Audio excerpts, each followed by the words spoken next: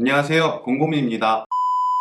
사이코패스 이런 말이 있죠. 반사회적 인격장애 혹은 반사회성 인격장애 이렇게 부르는데요. 공감, 죄책감 결여, 얕은 감정, 자기중심성, 남을 잘 속임 이런 특징을 가지고 있다고 위키백과에 설명되어 있습니다. 소시오패스라는 말도 요즘 많이 씁니다. 영화나 드라마 이런 데 많이 등장하죠. 소시오패스는 보편적 윤리규범에 따라서 선행과 악행을 구분할 수 있는 능력을 가졌는데 후천적 요인으로 혹은 어떤 요인으로 인해서 공감 능력이나 죄책감이 없고 자신의 이익과 목적을 달성하기 위해서라면 남을 전혀 배려하지 않는 이들을 통칭하는 용어입니다. 왜 갑자기 사이코패스, 소시오패스 타령이냐 이런 생각을 하실 수 있는데요. 위키백과에 나온 이 부분 때문입니다. 사이코패스는 주어진 환경에 따라 다양하게 발현된다. 그렇기 때문에 정치계나 업계 상위 계층에 속한 사람들에게도 찾아볼 수 있다. 이 중에 정치계.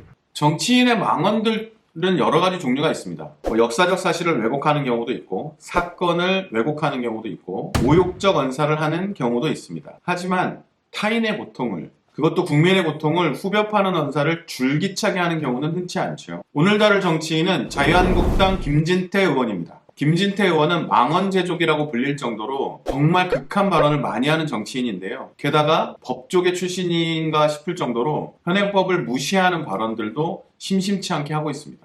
반복주의, 반공주의, 극우 이런 발언들도 상당히 많은데요. 그는 어쩌다 이런 발언들을 쏟아내게 됐을까 궁금해서 정리해봤습니다. 첫 번째 키워드는 모범생입니다. 김진태 의원은 1964년 춘천에서 태어나서 춘천에서 자랐습니다. 춘천교대 부설초등학교, 소양중학교, 춘천성수고등학교를 졸업해서 서울대 법대 83학번으로 입학합니다. 그리고 1986년 사법시험에 합격을 해서 1992년 검사 생활을 시작해서 2009년까지 검사로 살았습니다. 김진태 의원의 부친은 북한에 침투하는 특수부대에서 근무했고요. 한국전쟁 당시에는 빨치산을 토벌해서 무공훈장을 받은 군인이었습니다. 외할아버지는 초등학교 교장선생님이었는데요. 한국전쟁 당시에 북한군에게 사살되었다고 합니다. 그의 반북, 반공주의는 어쩌면 그의 가족사와 연관되어 있을지도 모르겠습니다. 그런데 김진태 의원이 대학 시절을 회고하는 글을 보면 뼛속까지 반북으로 점철되어 있는 것 같지는 않습니다. 해방 전후사의 인식, 민중과 지식인, 민족경제론 이런 책을 읽고 지금까지 배웠던 것이 잘못된 것이 아닐까 이런 생각을 하기도 했답니다. 그렇다고 학생운동을 본격적으로 한 건 아니고요. 뭐랄까 착실한 모범생 스타일로 기억하는 사람들이 꽤 있습니다. 그렇다면 검사 시절은 어땠을까요? 언뜻 보면 전형적인 공안검사 그런가? 이렇게 생각할 수도 있는데 그런 건 아니었다고 합니다. 공안부에 소속되어 있을 때도 주로는 선거법 위반을 다뤘다고 합니다. 그러면 그런 성향은 어떻게 표출이 된 걸까요? 다음 키워드에서 드러나기 시작합니다. 두 번째 키워드는 박근혜 호위무사입니다. 2009년까지 검사 생활을 했던 김진태 의원은 2011년 새누리당 여의도연구소 정책자문단으로 합류를 했고요. 새누리당 법률지원단 소속 변호사로 정치에 발을 들였습니다. 2012년 총선에서 강원도 춘천에 공천이 됐고 당선이 돼서 국회의원 생활을 시작했죠. 그의 공천은 박근혜의 지지가 결정적이었다고 하는데요. 당선이 되고 나서도 여러 언론 인터뷰를 통해서 자신의 국회의원 당선이 박근혜 대통령 덕분이다 이런 얘기를 많이 했습니다. 2013년 박근혜 정부가 시작되고 정치권의 최대 이슈는 국정원 대선 개입 의혹 사건이었습니다. 정권 시작과 함께 위기가 찾아왔는데요. 김진태 의원은 박근혜 호위무사를 자처하게 됩니다. 박근혜 호위무사는 이후 김진태 의원의 정치를 완전히 규정하게 됩니다. 하나씩 살펴볼까요? 2013년 국정원 대선 개입 사건에 대해서 검찰이 수사에 나섰죠. 그의 서울고검 국정감사가 있었는데요. 윤석열 당시 수사팀장에게 김진태 의원이 이렇게 말합니다. 국정원 직원은 댓글 달면 안 되냐. 국민의 자유로운 의사형성 아니냐. 이 국감장에서 기자들이 듣고 있다가 갑자기 폭소를 터뜨립니다. 정치적으로 상당히 편향돼 있고 야당 정치인들을 폄훼하고 혐오하고 여당 정치인에 대한 홍보로 점철돼 있는 댓글과 트위터 이런 활동을 해서 문제가 된 건데 근본을 흔드는 질문을 한 거죠. 이건 약과에 불과합니다. 국정원 대선 개입 사건에서 대통령을 지키기 위해서 자기가 데리고 있었던 후배 검사에게 색깔을 입힙니다. 무슨 얘긴고 하니 검찰이 원세훈 전 국정원장을 선거법 위반 혐의로 기소합니다. 김진태 의원이 이 공소장을 들고 국회에서 황교안 법무부 장관에게 질문합니다. 공소장을 보면 과연 대한민국 검찰의 공소장인지 걱정됐는데 의문이 풀리는 것 같다. 이 사건의 주인 검사가 누군지 아느냐? 진모 검사라는데 서울중앙지검 소속이다. 서울대 법대 구의학번에 96년 서울대 부총학생회장을 지냈다. 운동권, PD 계열이었다. 신문기사에 진 검사가 집회에서 열사정신을 계승해 힘있는 투쟁으로 김영삼 정부 타도하자고 발언한 걸로 돼 있다. 장관은 진 검사가 이런 경력이 있었다는 것을 알고 있었느냐? 진 검사가 학교 다닐 때 학생운동을 했기 때문에 공소장이 이상하다, 이런 주장인데요. 이 전형적인 스피커 공격이고 색깔론이죠. 이 발언은 당시 국회에서 상당히 논란이 됐습니다. 그런데 김진태 의원이 지목한 진모 검사는 진재선 검사로 사법연수원 30기입니다. 진 검사가 신규 임용이 됐을 때가 2004년 2월이었는데요. 춘천지검 형사 2부에 배치가 됐죠. 당시 부장검사가 김진태 의원이었습니다. 김진태 의원이 2004년 6월까지 춘천지검에 있었는데요. 초임검사는 부장검사에게 검사의 거의 모든 것을 배웁니다. 초임검사와 부장검사는 스승과 제자 사이라고 불리기도 합니다. 그러니까 김진태 의원은 자신의 정치적 이익을 위해 제자의 과거를 팔아넘긴 거죠. 그것도 색깔을 입혀서. 그리고 사실 공소장에 진재선 검사의 이름이 있지만 수사팀의 수사 결과물이죠. 그 결과를 모아서 진재선 검사가 정리한 것뿐이에요. 그리고 공소장이라는 게, 그런 수사팀의 공소장이라는 것이 부장검사가 계속 확인을 하게 돼 있죠.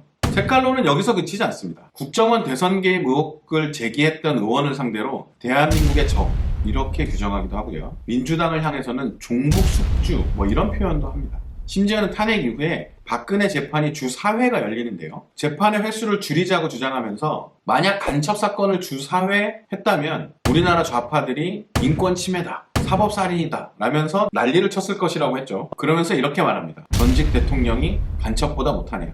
재판이 너무 많다 이렇게 주장을 할 때도 종북, 간첩 늘 이런 게 작동하고 있다, 이렇게 볼 수 있어요.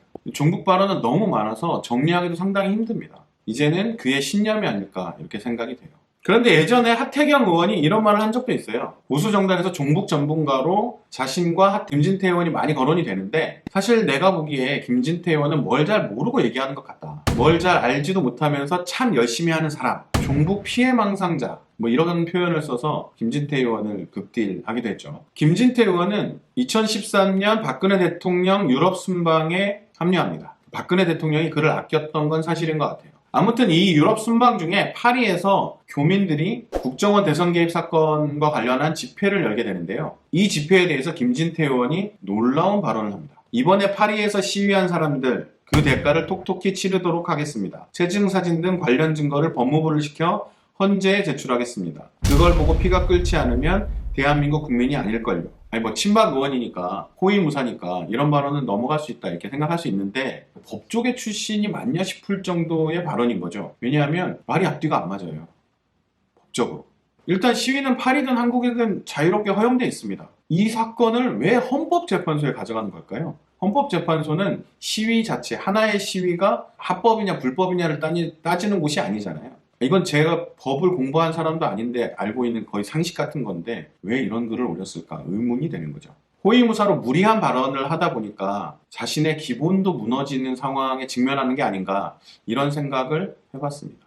박근혜 정부는 2014년에도 여러 의혹에 시달렸는데요. 그 중에 하나가 정윤회 국정개입 의혹 문건 사건이죠. 김진태 의원은 이 사건에 대해서 이렇게 말합니다. 현대판 마녀사냥이다. 우리가 언제부터 이런 마녀사냥에 미친 바람에 휩쓸리고 있나. 이제라도 온 나라가 이성을 찾았으면 한다. 사실 이 발언은 몇 년 후에 최순실 국정농단이 사실로 드러나고 나서 이성을 찾았으면 한다 라는 표현이 다시 회자가 되기도 했죠. 더 문제는 최경락 경위에 대한 발언이었습니다. 당시 최경희는 유서에서 청와대의 수사 개입 의혹을 제기했었는데요. 김진태 의원은 보통 사람이 죽으면서 한 말은 믿어줘야 하지만 이번에는 그렇게 간단하지 않다, 이렇게 얘기하죠. 굳이 이런 말을 해야 됐을까요? 이후에도 그의 발언은 소름을 끼칠 때가 꽤 많았습니다. 그래서 세 번째, 다음 키워드는 타인의 고통, 그리고 예의입니다. 앞에서 살펴본 대로 김진태 의원의 발언 중에는 정치적 입장이 너무 분명해서 선을 넘는 경우도 있지만 타인의 고통을 고려하지 않는 발언들이 너무 많습니다. 일례로 플래시가 터지고 고성이 오가는 되게 시끄러운 공간에 케이지 속에 벵갈 고양이를 데리고 와서 동물 학대 논란이 일기도 했죠.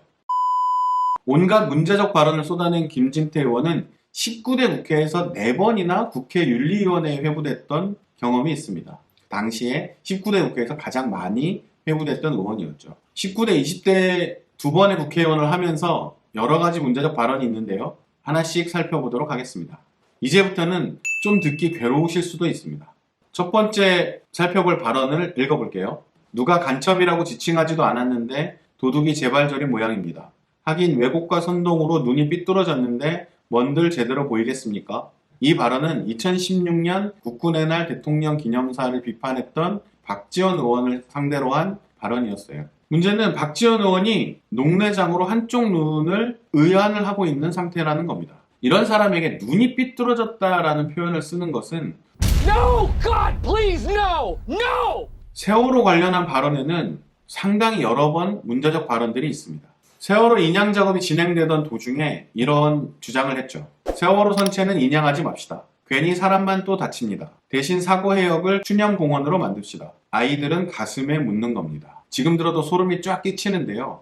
당시 세월호 피해자 가족들은 세월호 인양을 공식 발표할 때까지 배보상 절차를 중단하라 이렇게 요구했어요. 이때 이 발언을 한 겁니다. 당시에는 정부도 새누리당 의원들도 아이들을 찾는데 시신을 찾는데 최선을 다하겠다라는 입장을 낼 때였는데요. 그런 상황에서 괜히 사람만 다친다. 아이들을 가슴에 묻는 거다라는 표현을 유족을 상대로 한다는 것이 그전에는 세월호 인양에 돈이 너무 많이 든다. 인양하지 않는 것도 하나의 방법이다. 시신을 위해서 이렇게 많은 사회적 비용을 지불해야 하는지에 대해서 우리 모두가 다시 한번 생각해 봐야 한다. 이렇게 말해서 유족들의 가슴을 후벼파기도 했습니다. 박근혜 정부 당시에 경찰의 물대포에 맞아 사망한 백남기 농민 사건이 있었습니다. 그 사건이 벌어진 다음 날 백남기 농민이 사경을 헤매고 있었죠. 김진태 의원은 라디오에서 이런 얘기를 했어요. 물 좀 세게 해서 어르신이 좀 다쳤다. 이걸 가지고 폭력 살인 진압이라고 하는데 저는 문제가 없다고 본다. 여기서 끝나지 않아요. 백남기 농민이 돌아가시고 부검 논란이 일었죠. 그때 김진태 의원은 백남기 농민의 딸을 거론합니다. 페이스북에 올린 글이 문제가 됐는데요. 백남기 씨의 딸은 어디 있었을까요? 인도네시아 발리 여행 중이었습니다. 이 딸은 아버지가 사망한 날 발리에 있으면서 페북에 오늘 밤 촛불을 들어주세요. 아버지를 지켜주세요. 라고 씁니다. 아, 세상에나. 이게 유족에게 할 수 있는 말입니까? 사실이 무엇이냐면 백남기 농민의 딸은 네덜란드에 살고 있습니다. 아버지가 위독했을 때 2달 동안 아버지 곁을 지켰고요. 시댁의 형님이 있는 발리에서 시댁 모임이 있었어요. 그 모임에 참석했던 거죠. 그리고 아버지가 돌아가셨다는 소식을 듣고 곧바로 시부모님, 시댁 가족들과 함께 한국으로 급히 들어옵니다. 이 발언은 유족에 대한 모독으로 심각한 논란이 되기도 했습니다. 이쯤 되면 타인의 고통에 대한 공감 능력이 거의 없다 이 수준이 아닐까 싶은데요. 그런데 백남기 농민 사건과 관련해서 김진태 의원은 또 다른 논란을 일으킵니다. 네 번째 키워드는 게시판 정치입니다. 백남기 농민 사건이 터졌을 때 일베 저장소 등의 극우 사이트에서 빨간 우의를 입은 집회 참가자가 백남기 농민을 가격해서 백남기 농민이 다쳤고 사망에 이르렀다는 주장이 제기됩니다. 언뜻 들어도 황당한 이 주장을 김진태 의원은 국회로 끌어들여 옵니다. 이게 되게 논란이 됐는데 이후에 빨간 우의의 남성이 경찰 물대포에 맞아서 백남기 농민을 향해 넘어지는 장면이 담긴 동영상이 나옵니다. 그 전에 물대포에 맞아서 쓰러진 사람이 있는데 그 사람이 가격했다. 이런 상상을 하기도 좀 힘들지만 스크린샷을 뜬 사진을 보고 짜맞추어진 주장을 국회에서 아무런 검증 없이 하는 것이 정상인지 되게 논란이 됐어요. 게시판에서 떠도는 여러 이야기를 국회로 가지고 온 경우는 또 있습니다. 태블릿 PC 조작설입니다. 박근혜 탄핵 국면이었는데요. 구구 사이트에서 태블릿 PC 조작설이 있었어요. 이것을 국회에서 그대로 다시 주장합니다. 이 주장을 하자마자 국회에서 다른 의원들에게 곧바로 반박당하죠. 태블릿 PC 조작설은 이후에 김진태 의원이 자유한국당 대표 선거에 나가서 황교안 후보를 괴롭히는 소재로 쓰이기도 했습니다. 국정감사에서 일베 사이트에 들어가는 장면이 포착돼서 상당히 구설수에 오르기도 했습니다. 국정감사 중 일베하는 국회의원 이 키워드로 검색하면 그 장면을 확인하실 수 있습니다. 극우 게시판에서 떠도는 주장을 국회에서 설파하던 김진태 의원은 급기야 그런 주장을 하는 극우 인사를 국회로 끌어들입니다. 바로 5.18 망언 사태입니다. 김진태 의원은 5.18 진상조사위원으로 지만원 씨를 지속적으로 추천해 왔습니다. 지만원 씨는 5.18 민주화 운동에 대한 북한군 개입설을 지속적으로 주장해온 극우 논객이죠. 김진태 의원은 5.18 공청회를 열고 지만원 씨를 발표자로 선정합니다. 이 행사의 환영사에서 김진태 의원은 지만원 씨를 자신이 존경하는 인물이라면서 지만원 씨의 주장을 경청해 주길 바란다. 이렇게 말하죠. 그리고 지만원 씨는 문제의 발언들을 쏟아냅니다. 당시 5.18 단체들이 이 공청회에 찾아가서 강력히 항의하기도 했는데요. 심지어는 보수 진영에서도 이 공청회와 김진태 의원의 행보, 김진태 의원의 발언 등에 대해서 상당히 비판을 많이 합니다. 자유한국당의 되게 유력한 중진인 김무성 의원조차 뭐 하는 거냐 비판하기도 했죠. 이 사건을 전후로 김진태 의원은 그동안 의회 혹은 정치와는 거리가 있었던 극우를 정치에 끌어들이는 중심에 서게 됩니다. 자유한국당 지도부 선거 과정에서도 태극기 집회 세력들이 적극적으로 개입하기 시작했고요. 이제 김진태 의원은 자유한국당 대표 선거에 나서는 극우 정치인의 대표주자 이렇게 포지셔닝을 하게 된 거죠. 정리해 보겠습니다. 김진태 의원의 정치는 세 글자로 요약됩니다. 박근혜. 박근혜 전 대통령의 호위무사를 자처했고요. 박근혜를 방어하기 위해서 국정원 대선 개입, 세월호, 백남기 농민, 국정농단, 탄핵 여러 이슈들에 대해서 극한 발언을 쏟아냈습니다. 크게는 두 가지 종류죠. 하나는 색깔론, 하나는 인신공격. 국회의원을 2번 하는 동안 그의 발언은 계속 거세졌습니다. 국회윤리위원회에 여러 번 회부가 됐지만 그의 발언은 중단되지 않았습니다. 탄핵 이후에 그는 태극기를 두르고 집회에 나갔습니다. 그리고 그 현장을 채우고 있던 극우 세력과 강하게 교감합니다. 그리고 그들을 국회로, 보수 정치로 끌어들이게 되고요. 그 중심에서 자신은 극우 정치인의 대표가 됩니다. 이 모든 과정에서 춘천 시민들의 분노는 장난이 아니었습니다. 망언이 터질 때마다 춘천에서 집회가 열렸고요. 탄핵 국면에서는 당시 춘천에서 김진태 의원을 규탄하는 시위가 대규모로 일어나면서 춘천 탄핵 촛불의 중요한 분수령이 되기도 했습니다. 그렇다면 다음 선거에서 과연 김진태 의원이 당선될 수 있을까요? 아니, 자유한국당에서 과연 춘천에 김진태 의원을 공천할 것인지 그것부터 궁금해집니다. 타인의 고통을 아무렇지 않게 여기는 사람이 정치를 하게 되면 이렇게 보는 사람이 괴로워집니다. 그가 하는 말을 듣고 있어야 하기 때문이죠. 오늘은 여기까지 하겠습니다. 유익했다면 좋아요와 구독 부탁드리고요. 저는 다음 영상에서 뵙겠습니다. 감사합니다.